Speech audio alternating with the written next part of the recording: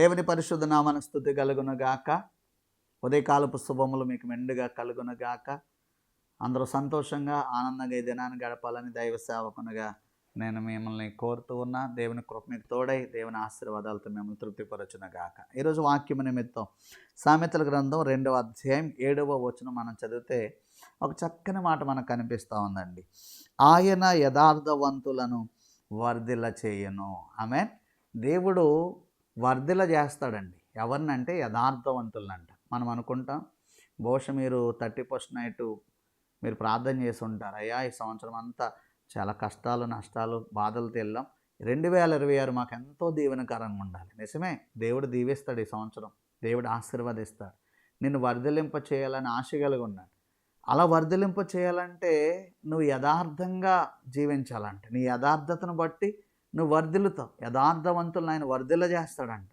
అంటే మనం యథార్థంగా ఉంటే ప్రభువే మనల్ని లిఫ్టప్ చేస్తాడండి. ప్రభువే మనల్ని వర్ధిల్ల చేస్తాడు. కారణం ఏంటో తెలుసండి, యథార్థవంతులంటే ఆయనకి ఇష్టం. యథార్థవంతుల కొరకు ఆయన కనిపెట్టుచున్నాడంట, ఆయన వెతుకుచున్నాడంట. యథార్థవంతుల పక్షంగా ఆయన ఉంటాడంట. యథార్థత చూపించినప్పుడు దేవుడు మనల్ని ఆశీర్వదిస్తాడు. ఉజ్జియాని దేవుడు ఆశీర్వదించాడండి. ఎందుకంటే ఉజ్జియా దేవుణ్ణి ఆశ్రయించి జీవించినంత కాలం, యథార్థంగా నడిచినంత కాలం ఆశీర్వదించాడు.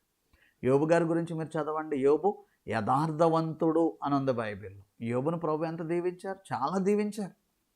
అపవాది శోధించక ముందు యోబు ఎంత గొప్ప ఆశీర్వాదం కలిగిన వాడండి. భూమి మీదే అతని వంటి వాడు ఎవ్వరు లేరంట. సాతాను శోధించింది భార్య వచ్చి అంటది కదా, ఇంకా నువ్వు యథార్థత వదలవా అంటది. అంటే యోబు యథార్థవంతుడు, శోధనలో కూడా యథార్థంగా ఉన్నాడు. అప్పుడు యోబు అంటాడు, మేలు అనుభవించిన మనం కీడు అనుభవించ తగదా అంటే అర్థం ఏంటో తెలుసా? అన్నీ బాగున్నప్పుడు యథార్థంగా ఉండి ఇప్పుడు వదిలేమంటావా అన్నాడండి. వదలని కారణాన్ని బట్టి, ఆ యథార్థతను కాపాడుకున్న కారణాన్ని బట్టి మునుపటి కంటే అధికంగా ఆశీర్వదించారండి దేవుడు. ఈరోజు జ్ఞాపకం చేస్తున్నా, నీ యథార్థతను బట్టి దేవుడు నిన్ను బహుగా దీవించబోతున్నాడు. అన్ని విషయాల్లో యథార్థంగా ఉండాలి, అన్ని విషయాల్లో నమ్మకంగా ఉండాలి. ఎందుకంటే దేవుడు నమ్మకాన్ని బట్టి, యథార్థతను బట్టి ప్రభు మనల్ని దీవిస్తారు. యథార్థవంతులే ఆయన ముఖ దర్శనం చేసుకుంటారు అని ఉంది. యథార్థవంతులే ఆయన గుడారములో అతిథిగా ఉంటారంట. సో యథార్థతను కాపాడుకోవాలి, యథార్థంగా మనం జీవించాలి. సత్యాన్ని, యథార్థతను మనం విడిచిపెట్టకూడదు. ఎప్పుడైతే మనం యథార్థంగా ఉన్నామో యోబులాగా ప్రభు మనల్ని దీవిస్తారు. నమ్మకస్తులనే ప్రభు దీవిస్తారండి. ఆ నమ్మకాన్ని మనం కాపాడుకోవాల్సినటువంటి వారం. వాక్యంలో రాయబడి ఉంది కదా, నమ్మకమైన వానికి దీవెనలు మెండుగా కలుగును. ఎందుకు మనం యథార్థతను కోల్పోయి చాలాసార్లు నష్టాలు కొని తెచ్చుకుంటూ ఉంటాం, కష్టాలు కొని తెచ్చుకుంటూ ఉంటాం.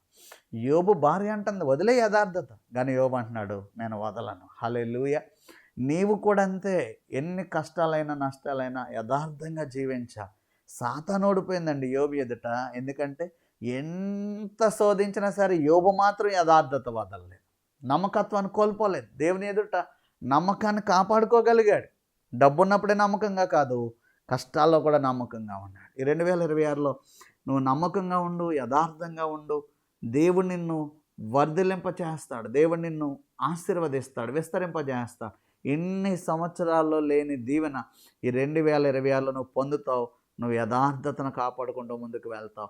దేవుడు అటు కృపని ఎడలో చూపించునుగాక. ఆమెను. పరిశుద్ధుడైన తండ్రి, యథార్థవంతులను దీవించువాడా, ఇదిగో నీ వాక్యం విన్న ప్రతి ఒక్కరూ యథార్థంగా జీవిస్తూ నీ దీవెనలు, నీ ఆశీర్వాదాలు సమృద్ధిగా అనుభవించాలని యేసు నామములో ప్రార్థించి వారిని దీవిస్తూ ఉన్నాను మా పరమ తండ్రి. ఆమెన్. God bless you.